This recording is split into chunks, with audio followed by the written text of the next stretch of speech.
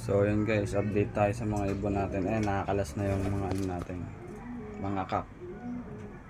Kaso ilan lang naman yung sinasalang ko dyan lagi. Kunti lang kasi tayo maglaro, gawa ng nakakuhaan. Alam na natin yung mga lahi nila. Dati ang dami ko maglaro kasi nag-aano pa ako eh. Naghahanap pa ako ng ibon na maasahan. Ngayon may natang maasahan. Lahi na yan. Hindi mo sila isang lahi to, isang lahi to. Magkama to eh.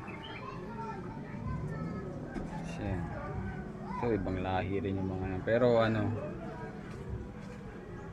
napapag-connect ako na rin kasi sila sa isang ibon na nilalaro, kaya pag nanalo mag-anak na nila yun. Kasi hinati-hati ko na yun eh, pinili-pili ko na yun. Hindi lang nawawala sa akin ditong lahi, imbrek.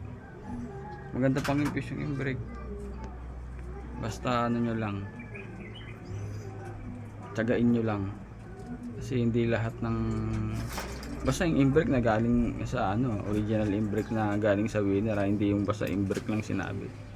Hindi, ang sinasabi kasing bloodline, yung winning line. Oo, bloodline, nandiyan na yung bloodline pangalan, yung mga sinasabi na Begard, Vandenbroek, Jansen, ayan, yan din tawag na bloodline. Pero yung winning line ang inaano, winning line bloodline ang kinukuha doon, pamilya ng winner. Kaya pag kukuha kayo ng ibon sa may nakakabuo na ng pamilya, nag-i-inbreed na siya, nag-line breed na siya, tapos nananalo, yan, doon na kayo kumuha. Huwag kayo kumuha yung mga post lang na ito po Jansen, ganito, ganyan.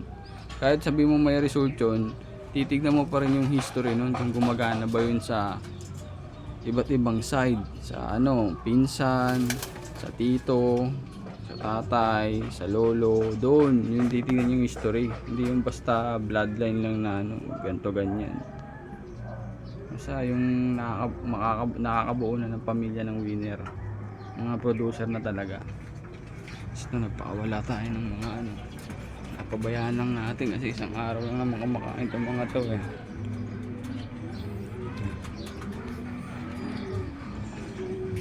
Mga pang south to, tsaka summer ng WPFC Cross FPR, pang Batanes. Ang MacArthur ko dyan siguro 3. May kinal na naman ako na isa eh, nilipat ko na naman doon. Buti na lang may sinalang ako.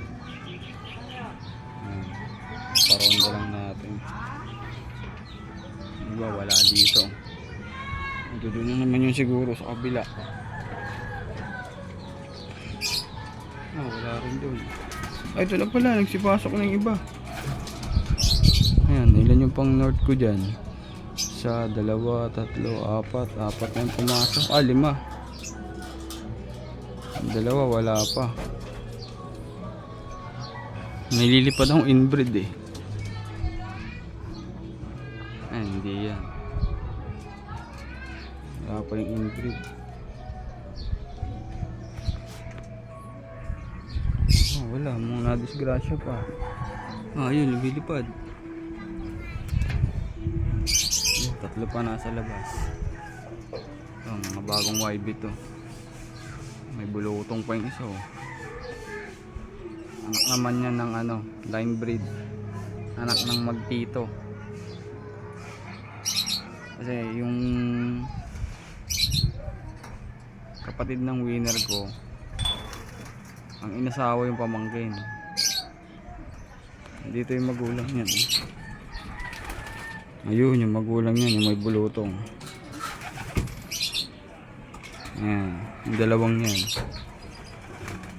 na nakatungtong sa perch, tsaka nakatungtong sa box perch.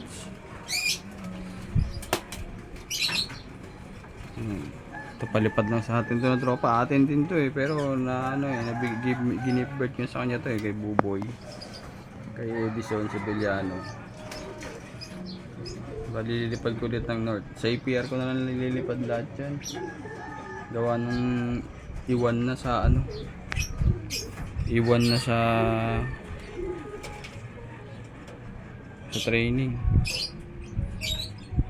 Ayan. Dito naman tayo sa breeding section. Ito, hindi wala ko na rin yung hen. Ayan. Ito yung sinasabi ko na isa na nakapasok lahat ng winner na dyan. Hen. So, kinukuha rin niya nung taga Quezon. Hindi na tayo mabanggit ng pangalan.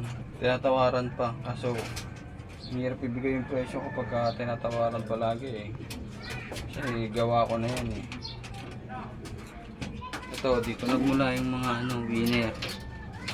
Tsaka dun sa Kakna Velvet na galing kay Galotera. Ito kasi combination of line to ng ng Violet ni Master Pogi, 588 ni Lahi ni Adan. Yun yung mga nakapasok dyan. Parang na line breed na rin doon nila kasi may super play na rin yan, may major play nakita ko sa pedigree. Tapos yung nakuha ko yung Melchor Golotera, ganun din yung lahi. Kaya nung naisipan ko sila pagparesan yun, nag-click. Ito yung unang nilabas na nanalo, si Penetrate, champion ng Survivor. Dalawa lang kami nag-clock nun eh, Pipito, nakawalan. Salubong yun, salubong sa Baguio. Ito pinaris ko sa kanya, winner din yan. Anak na yun nung kay Rasquero, ang pinaris ko dyan yung anak nung kay Manigo. May tulin siya, bandang gitna na talaga. Tapos, ayan, pinagpares ko. Kukuhanan ko yan, panlaro ko ng summer. Baka hanggang norte na rin, advanced breeding. Kukuha ko ng ring. Kaso kasi, iniisip ko yung sa loop. Ang dami kong sa loop. Ang dami ko ng flyer kasi dapat maximum lang yan 20, 22 kasi pag lumalagpas na yan ng mga aabot na ng 30 na ako. Tapos yung mga kalapate wala nang napupwestuhan, yun abutin ka na ng sakit doon kasi sila, kumbaga yung ventilation nagsasuffer na, hindi na umiikot yung ng maayos yung hangin. Kaya kung mapapansin nyo pag maraming ibon mas sakitin, depende sa ventilation tsaka sa laki. Ito, bumalik lang din to kanina. Akin din to eh. Anak ng MacArthur Finisher. Nakakross doon kay Puro na inbreak. Pwede nga to ilaro ng North kaso sa tropa to na-upgrade eh. Nagsusubo. Bumalik lang, nakawala. Kasi ito sa Phenomenal.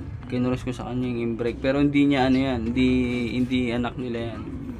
Kay Nisnis pa rin yan. Yung Victor Lim ko. Ililipad ko ng North. Kasi medyo umiidad na, iwawala ako na lang sa karera kasi na yun 6 years na yun eh. Tapos pagka nangingitlog nalulumpo na, ayoko nang ganun eh. Ayoko naman laging pag payaya, gusto ko sila rin mabuhay sila.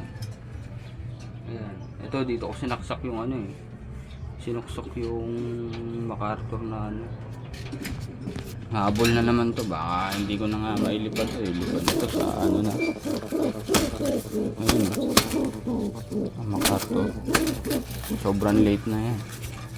Sinuksok ko na dito isa WPFC, baka ista ko na nga lang yan. Try natin lipad, baka abutin ng summer. Mahirap din maglaro pag masyadong bata.